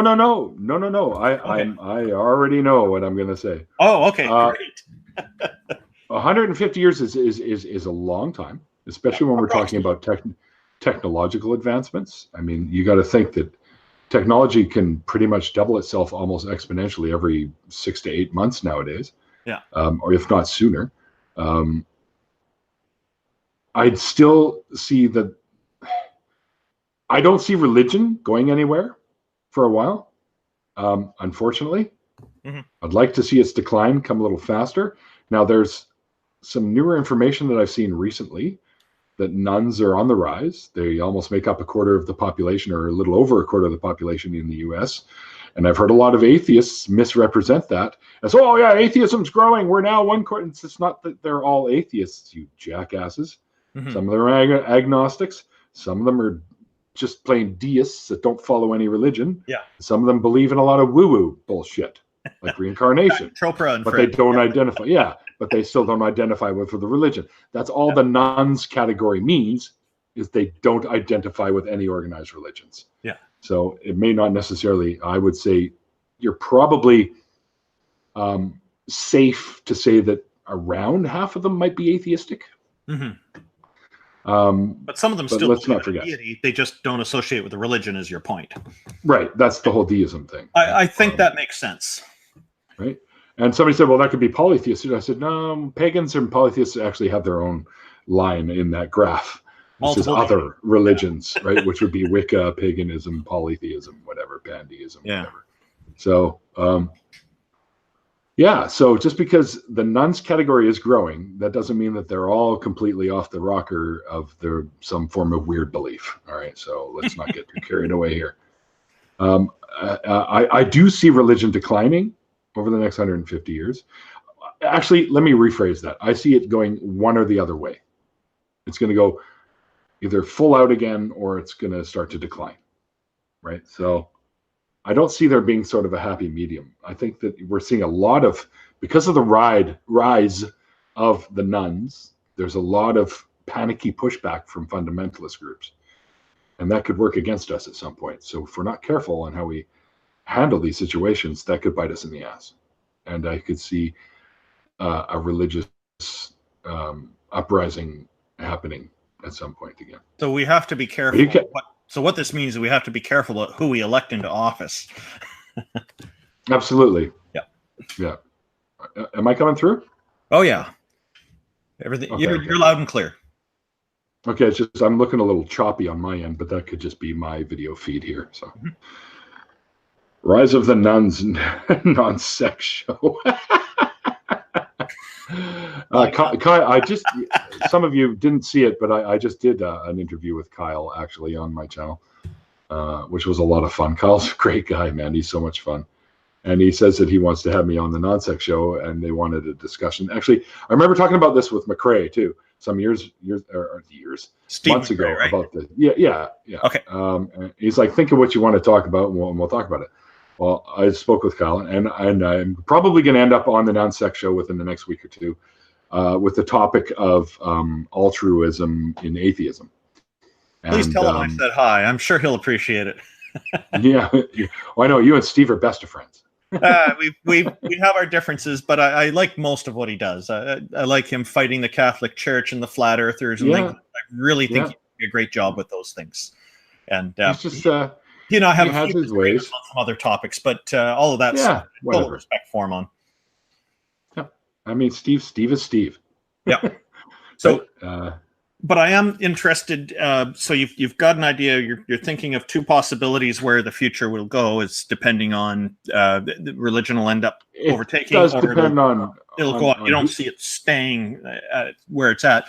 Where do you hope the world will be? Like a Star Trek / Orville kind of future, or yeah. I think that's great, but that's going to take a lot to achieve.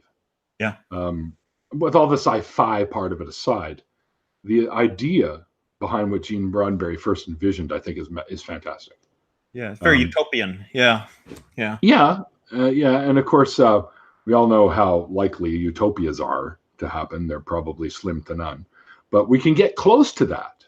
Mm-hmm. I think, as long as humanism grows, and it doesn't necessarily have to be secular, because there are religious people that identify as humanists as well, because they want to help. And, those ones I don't have as much of a problem with, because I know that their minds, even though their hearts belong to some deity, their minds are still thinking a little bit more about community and stuff like that.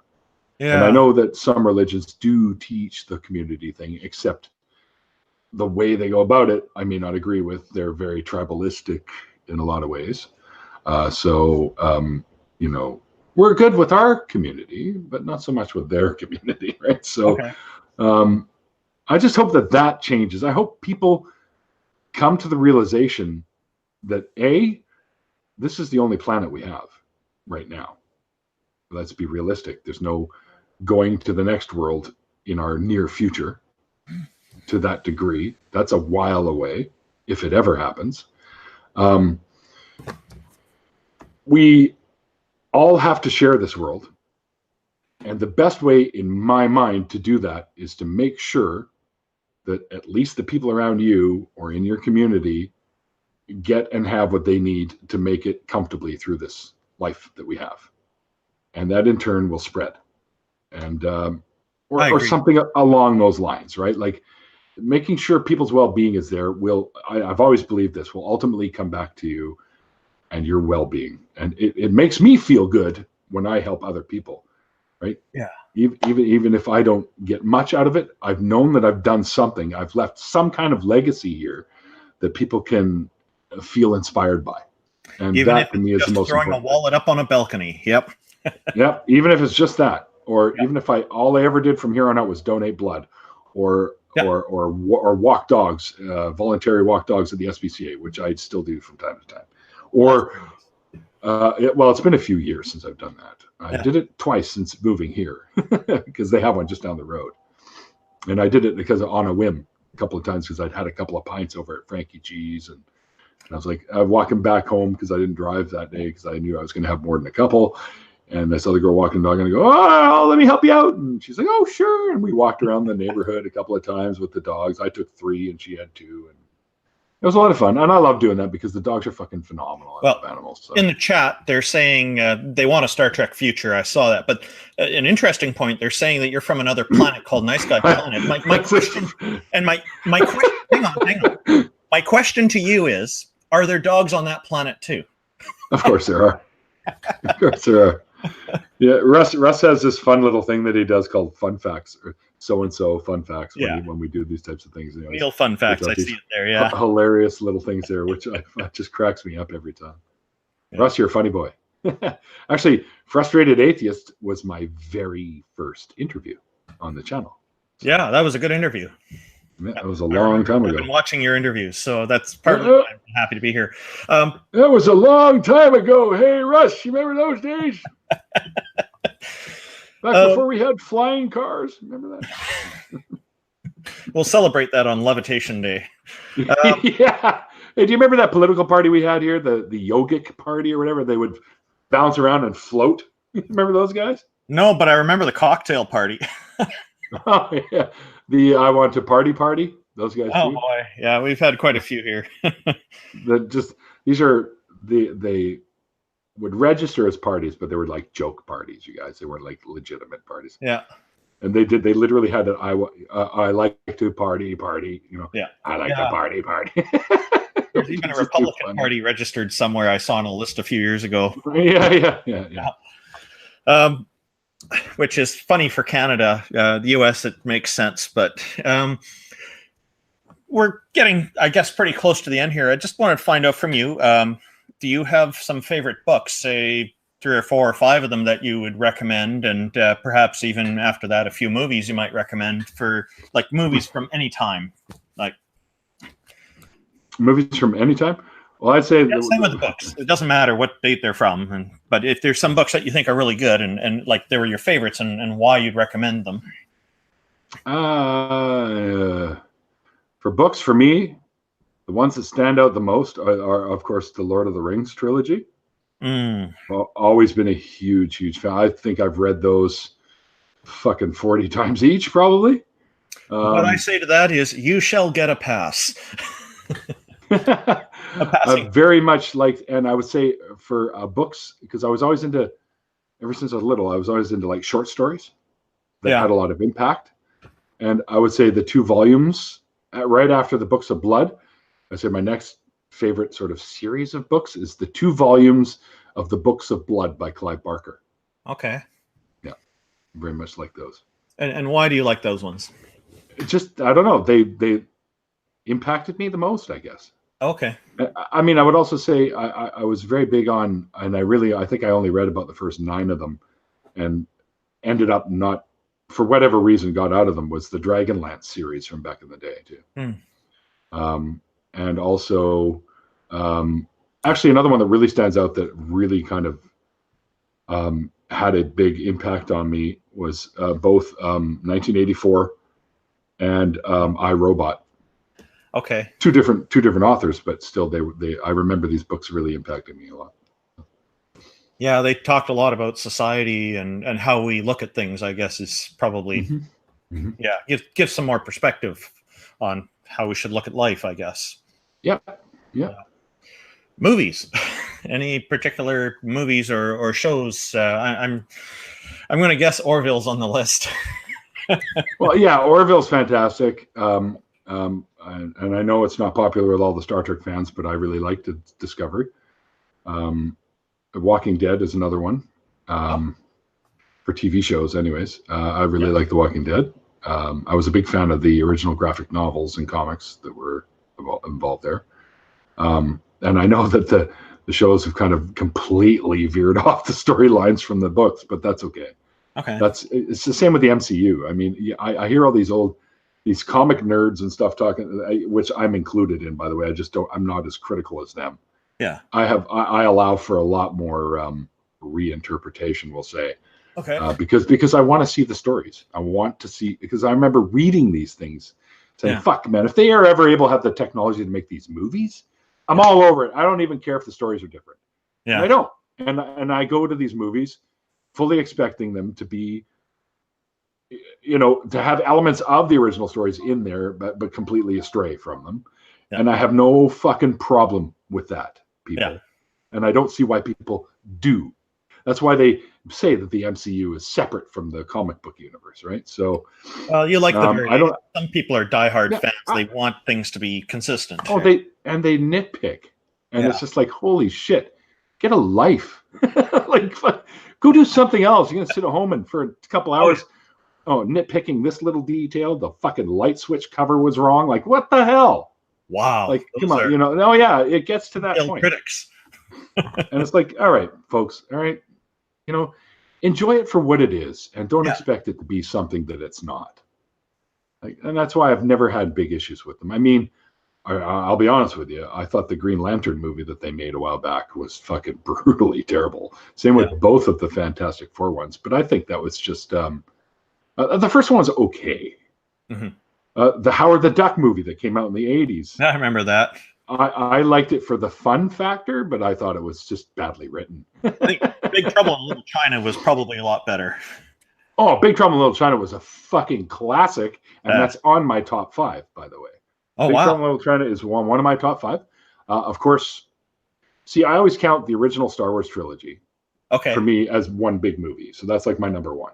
That, I think, influenced me the most, when I was a kid. And then I would say, this is really weird, but it's probably because I played baseball as a kid. The Bad News Bears, the original one. I remember that. I went to the theater to see that probably 15 times because I just loved the characters in the movie. So that was another one that was huge for me as a kid. And believe it or not, another one because I was already mesmerized by the whole Star Wars thing. Yeah. So when I got to go see at the drive-in, I got to go see the Black Hole, the Disney outing for the whole spacefaring movies at the time. Okay. And that, I loved it as a kid. I had all the figures and stuff. And now, dude, I wish I still had them because apparently they're worth a lot because they were very rare. So I always really liked that movie. And I would say going a little bit later on, Nightmare Before Christmas.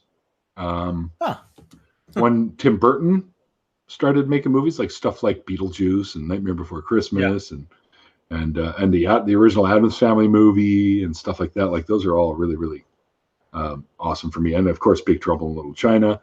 And I think another one that when I was a kid that I went to the theater to see over and over and over again was Gumball Rally, which was the precursor to all the Cannonball Runs you guys might be familiar with. and that's the day that I fell in love with the AC Cobra.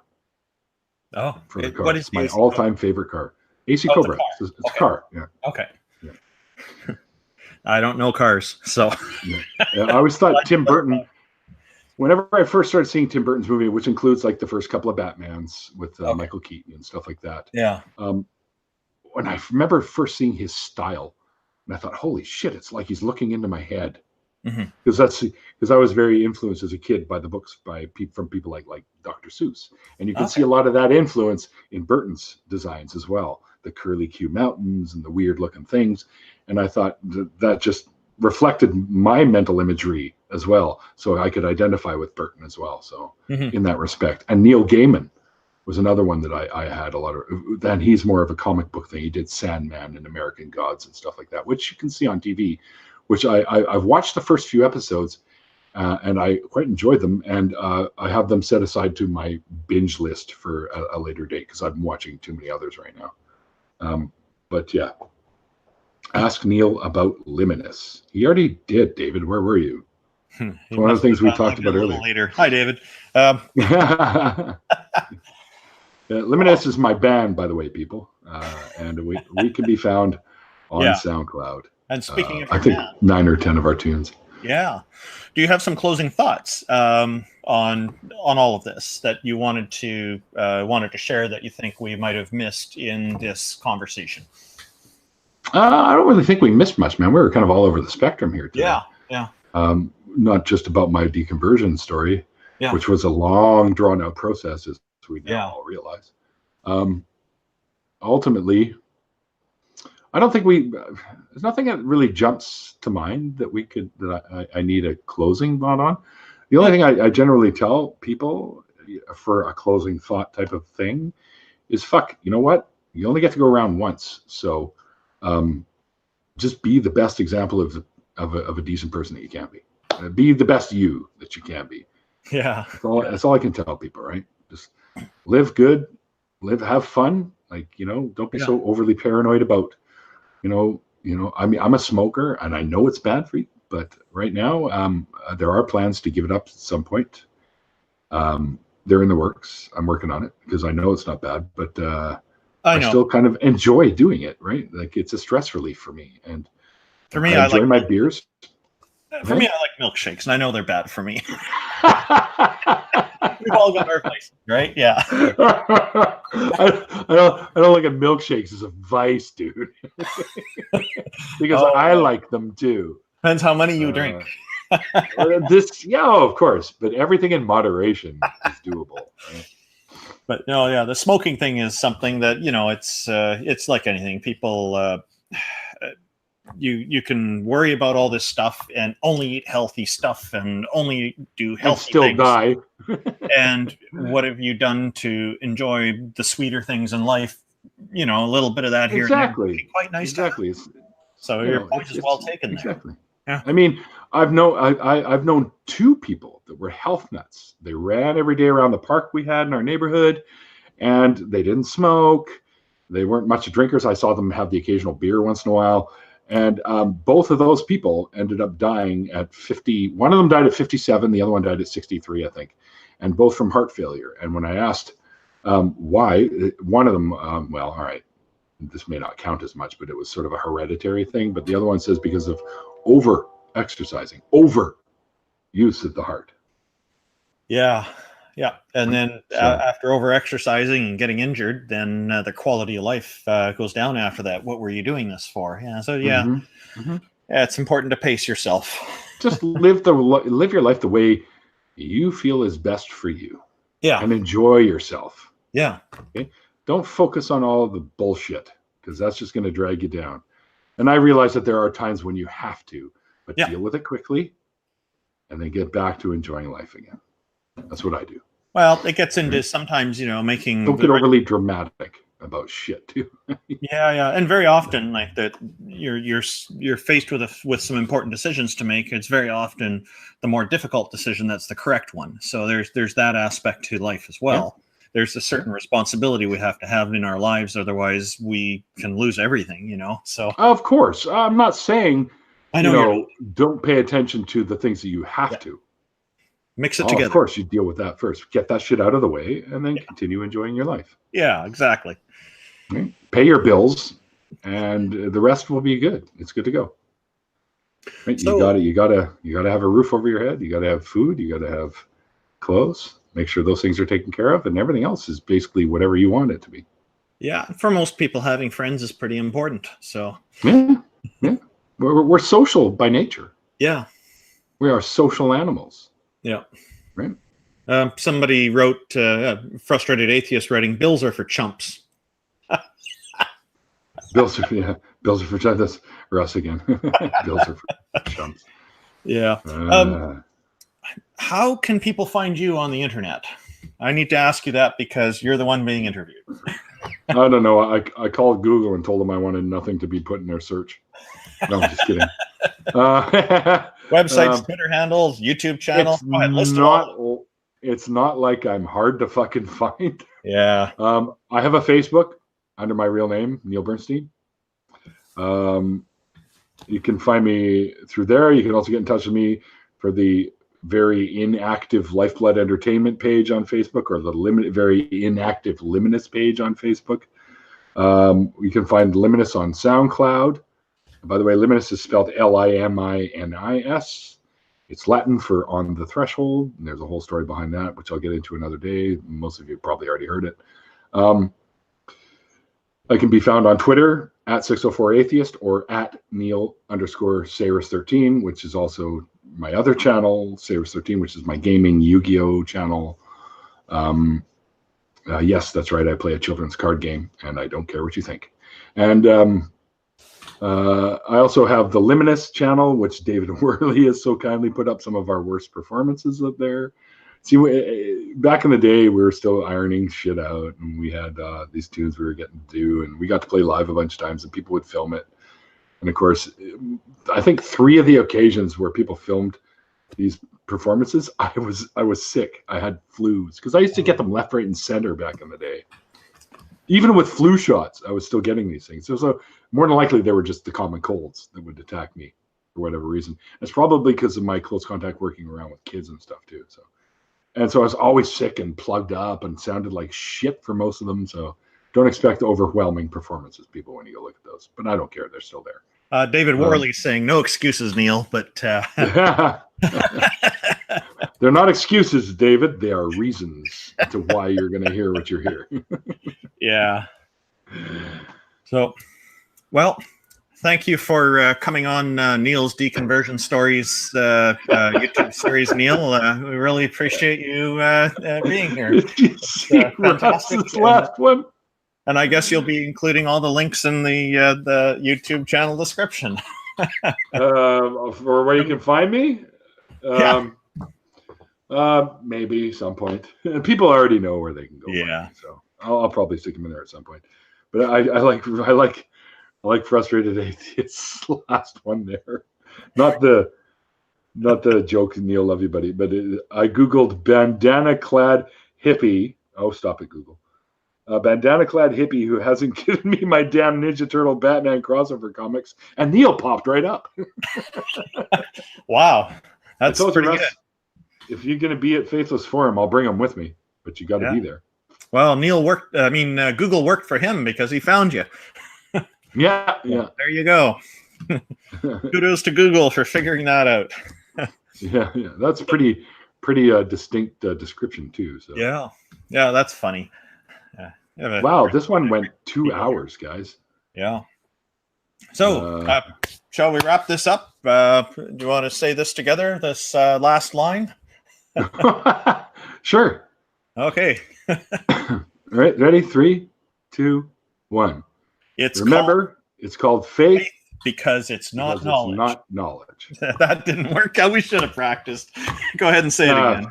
Okay, who cares? It doesn't matter. They all know what the expression is. Yep. All right, guys. Sorry, guys, I can't do an after party tonight. Otherwise, I would. That's why I decided to let this one go for 2 hours, because there isn't going to be an after party, so you guys could at least hang out in the chat for a bit. I'm a little, although it doesn't appear that way, I was having a rough day at work today, and I'm a little under the weather. I'm not exactly feeling 100%, so I don't know if I could. I'm literally sitting here sweating. So I'm a little hurting today, but I've tried to put on my best face for you guys otherwise. But on Wednesday, we'll definitely have an after party to make up for the 2 that never happened this past couple of ones. Of course, the interview didn't happen on Saturday, but that's okay. Oh. We'll get Pikachu on here at some point. Sorry, guys. Otherwise, I would have an after party. It's just I'm just not feeling 100%. So I'd probably flake out on you guys within 20 minutes of starting the thing. And I don't think that would be fair. We'll take a rain check then. Yeah. So Wednesday for sure, we'll throw something together. Let me just see who the hell I'm talking to on Wednesday too.